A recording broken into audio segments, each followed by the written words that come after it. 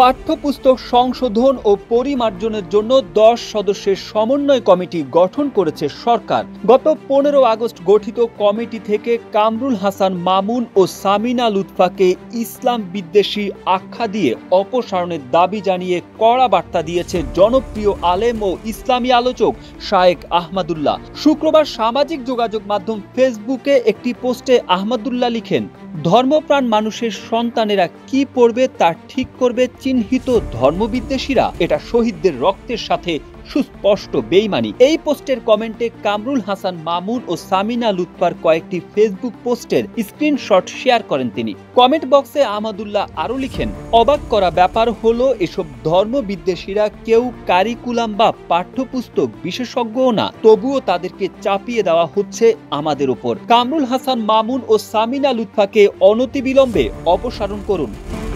কেউ না বুঝলেও আমরা আপনার প্রয়োজন বুঝি, আর তাই তো অত্যাধুনিক ফিচার সম্বলিত বিভিন্ন সাইজ আর কালারের 250-টিরও বেশি ডিজাইন অপশন নিয়ে ওয়ালটন স্মার্ট ফ্রিজ বোঝে আপনার প্রয়োজন।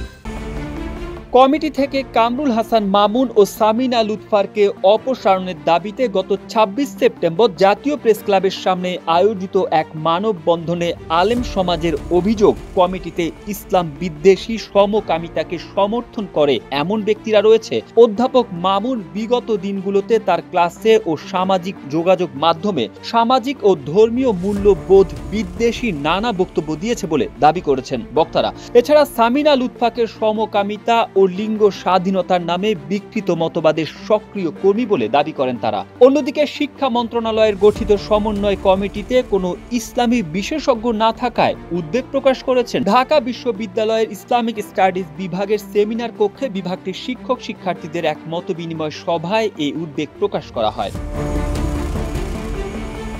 জাতীয় শিক্ষাক্রম ও পাঠ্যপুস্তক বোর্ড প্রণীত ও মুদ্রিত সব পাঠ্যপুস্তক সংশোধন ও পরিমার্জনের লক্ষ্যে শিক্ষা মন্ত্রণালয়ের অতিরিক্ত সচিব ডক্টর খ.ম. কবিরুল ইসলামকে আহ্বায়ক এবং মাধ্যমিক ও উচ্চ শিক্ষা বিভাগের সিনিয়র সহকারী সচিব মোহাম্মদ ইয়ানুর রহমানকে সদস্য সচিব করে 10 সদস্যের কমিটি গঠন করা হয়।